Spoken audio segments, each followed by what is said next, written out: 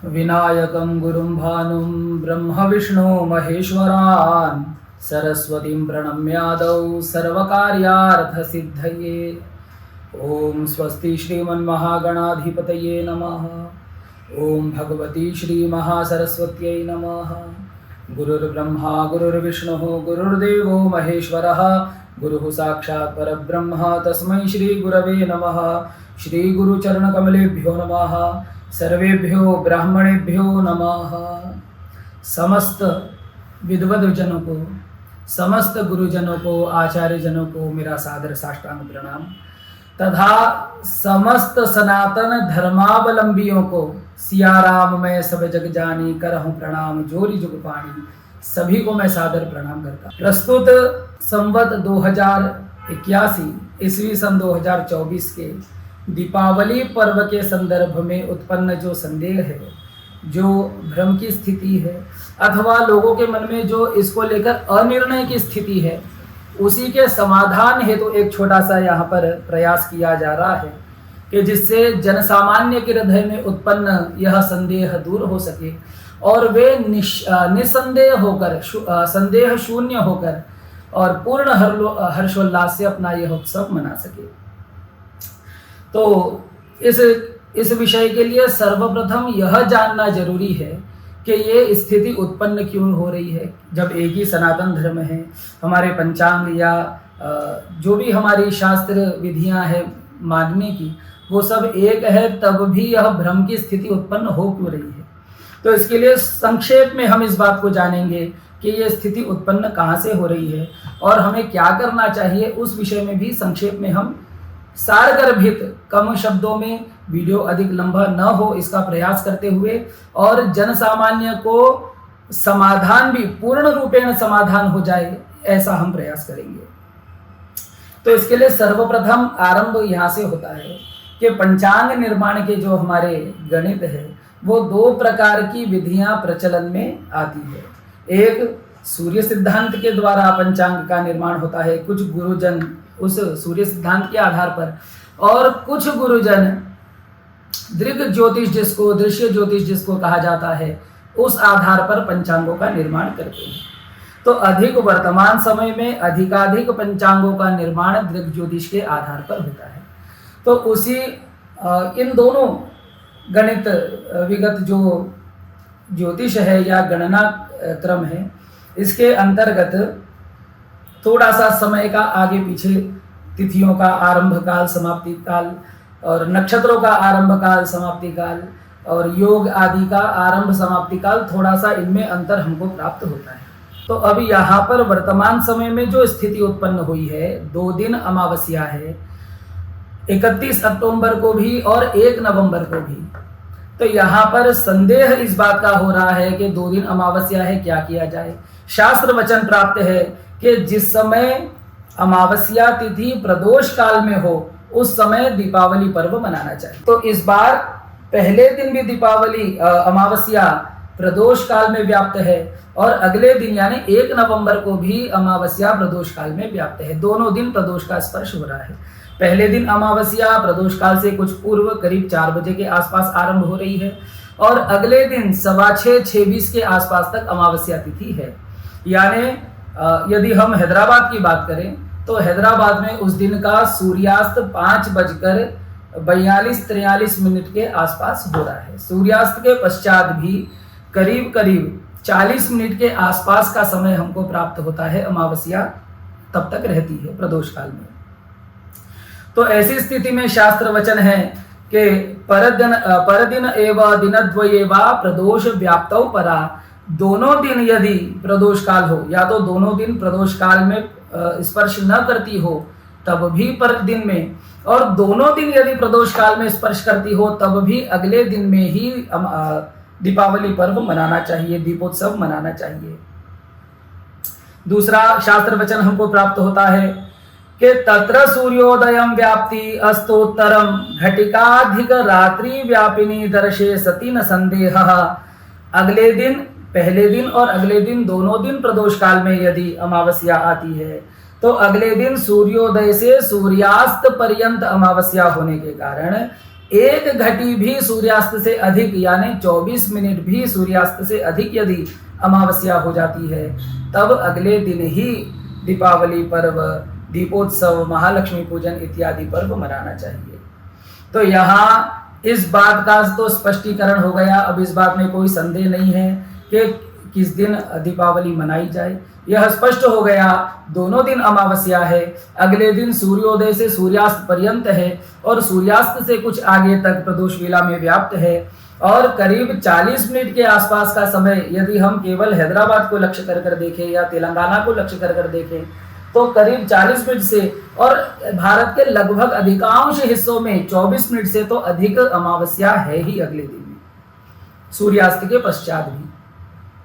तब अगले दिन ही अमावस्या दीपावली मनाना चाहिए, यह बात यहाँ पर स्पष्ट हो गई।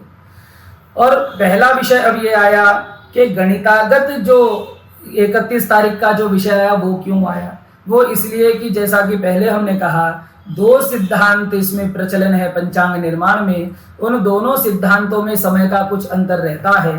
तो पहला जो सूर्य सिद्धांत है, जो गुरुजन विद्वज्जन उस सिद्धांत के आधार पर पंचांग बनाते हैं, उन पंचांगों में अमावस्या तिथि सूर्यास्त से पूर्व ही समाप्त हो जा रही है, इसीलिए पहले दिन प्रदोष में प्राप्त हो रही है। इस आधार पर उन्होंने 31 का हमको निर्णय दे दिया। तो अपनी जगह वो जिस पथ को अथवा वो जिस पक्ष को मानकर निर्णय दे रहे हैं, वो पक्ष अपनी जगह ठीक है, वो गलत नहीं है, उस पर कोई विवाद भी नहीं है, उस पर कोई संदेह भी नहीं है। परंतु जिस पक्ष को बहुधा लोग मानते हैं, अथवा हमारे नगर में जो सभी विद्वान ब्राह्मण जिन पंचांगों का आधार लेते हैं मुहूर्त आदि निकालने के लिए या सारे व्यवहार करने के लिए, उन सभी पंचांगों के आधार पर अगले दिन अर्थात 1 नवंबर 2024 शुक्रवार के दिन ही दीपावली पर्व दीपोत्सव शास्त्र सम्मत स्पष्ट सिद्ध होता है। तो हमें उसी दिन बिना किसी संदेह के, बिना किसी भ्रम के हमें उसी दिन मनाना चाहिए। बहुत से लोगों के मन में ये भी संशय है अथवा ये प्रश्न भी आ रहा है कि उस जगह के लोग या वहाँ के ब्राह्मण या वहाँ के विद्वान गुरुजन ऐसा कह रहे हैं, उस जगह के गुरुजन ऐसा कह रहे हैं। तो सबसे पहली बात तो ये है कि आप जिस नगर में रह रहे हो, वहाँ के जो आपके गुरुजन हैं, विद्वान लोग हैं, जो ब्राह्मण हैं अथवा जो भी श्रेष्ठ महापुरुष है, वे जैसी आज्ञा करते हैं आपको वैसा ही पालन करना चाहिए। दूसरा विषय, जैसा कि स्पष्ट हो गया कि दोनों दिन अमावस्या प्रदोष में होने पर अगले दिन 24 मिनट अधिक सूर्यास्त से यदि हो जाए तो अगले दिन ही मनाना चाहिए। उस सूत्र के आधार पर स्पष्ट है, सर्वविदित है, अपने अपने नगर का हमको सूर्यास्त देख लेना चाहिए। यदि 24 मिनट से अधिक रहती है तो अगले दिन ही हमको मनाना चाहिए। और प्रायः भारत के अधिकांश हिस्सों में ऐसा हो रहा है, तो अगले दिन ही मनाना चाहिए।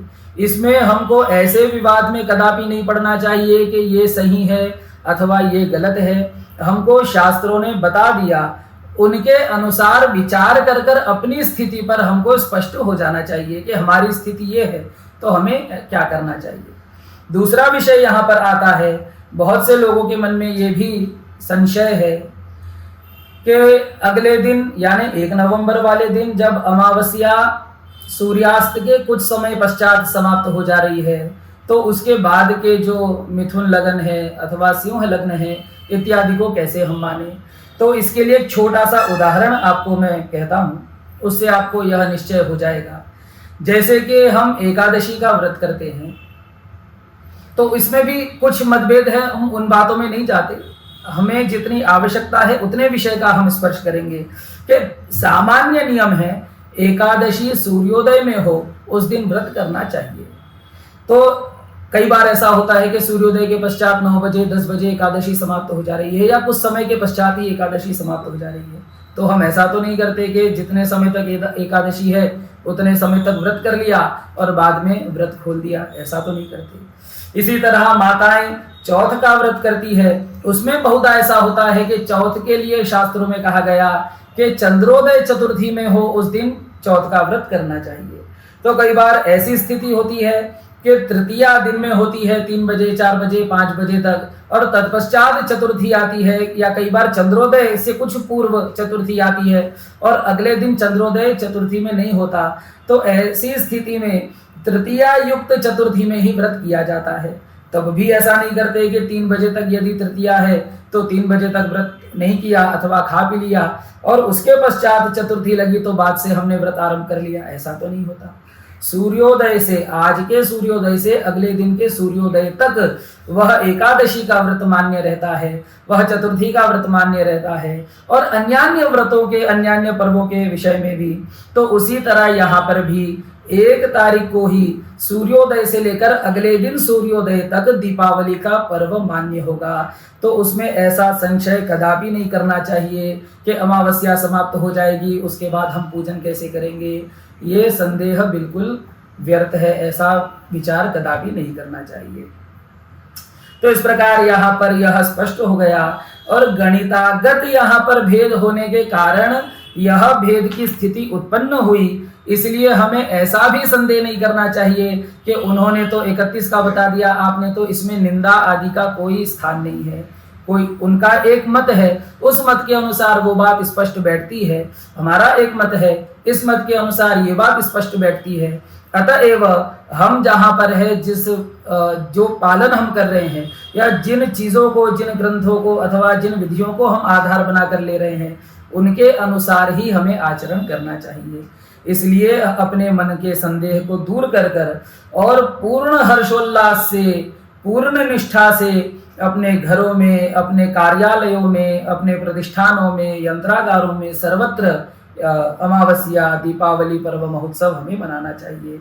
भगवती माँ लक्ष्मी का पूजन करना चाहिए, दीप मालिका का उत्सव मनाना चाहिए। एक बात यहाँ पर और आती है कि अन्यान्य देवालयों ने या प्रतिष्ठित देवालयों ने कई जगह 31 तारीख का उद्घोषित कर दिया पर्व, तो उसके विषय में भी हमें कदापि वाद विवाद, कुतर्क अथवा निंदा की स्थिति में नहीं जाना चाहिए। उनका पूर्ण सम्मान करना चाहिए, देव दर्शन करना और जो कुछ भी हो सके वहाँ सेवा करना इत्यादि कार्यों को करते हुए और 1 नवंबर को ही निस्संदेह होकर इस उत्सव को मनाना चाहिए। अंत में अपनी सारी बात जैसा प्रयास था अथवा जैसा भी मन में हुआ उस अनुसार प्रयास किया कि स्पष्ट हो जाए और जन सामान्य को, जिनको पंचांग आदि का बहुत ज़्यादा ज्ञान नहीं है, उनके लिए उनके मन का यह भ्रम दूर हो जाए कि एक ही सनातन धर्म होते हुए भी ऐसी स्थिति क्यों कि कोई ब्राह्मण अथवा कोई कहता है 31 तारीख को, कोई कहता है 1 तारीख को। तो उस संदेह को दूर करने की आशा से और लोगों के मन में अपने धर्म के प्रति कोई क्षोभ ना हो, इस उद्देश्य से यह वीडियो बनाया गया। इसके द्वारा किसी को आहत करना अथवा किसी भी प्रकार के विवाद को जन्म देना ऐसा कोई उद्देश्य नहीं है। एक सनातन धर्मी होने के नाते, एक हिंदू होने के नाते यह हमारा परम कर्तव्य है कि हम अपने उत्सवों में किसी प्रकार का भ्रम आदि न बढ़ाएं और जितना हो सके एकमत होकर हम सब साथ में आए, जिससे जो बुद्धिमान लोग हैं अथवा जो ज्ञानी जन हैं उनको तो कोई इसमें क्षोभ नहीं होगा, परंतु जो जनसाधारण है, सामान्य लोग हैं, उनके लिए ऐसा विखंडता हो जाने पर क्षोभ की, दुख की स्थिति उत्पन्न हो जाती है। वे भ्रम में हो जाते हैं, सही करते हुए भी उनके मन में एक शंका रहती है कि पता नहीं हमारे द्वारा ये कुछ गलत तो कार्य नहीं हो जा रहा। इसलिए हम सबको एक मत होकर अखंडता को बनाए रखने हेतु ऐसा अवश्य प्रयास करना चाहिए। इसी के साथ अपनी वाणी को विराम देते हुए अंत में भगवती माँ लक्ष्मी का स्मरण करते हुए हम इस कार्य को समापन करेंगे। या श्री स्वयं सुकृतिनां भवनेष्व लक्ष्मी पापात्मनां कृतधियां हृदयेषु बुद्धिः श्रद्धा सतां कुलजन प्रभवस्य लज्जा तान् त्वान्नतास्म परिपालय देवी विश्वम। भगवती महालक्ष्मी से प्रार्थना है कि वे सभी पर, सभी के घरों में धन धान्य को परिपूर्ण करे, सभी का जीवन ऐश्वर्यमय बनाए और सभी को निरोगता प्रदान करे, ऐसी माँ लक्ष्मी से प्रार्थना। और आप सभी को दीपावली पर्व की अग्रिम अनेकानेक ढेरों शुभकामनाएं। इसी के साथ हम अपने वीडियो का समापन करते हैं। भाग्य लक्ष्मी माता की जय।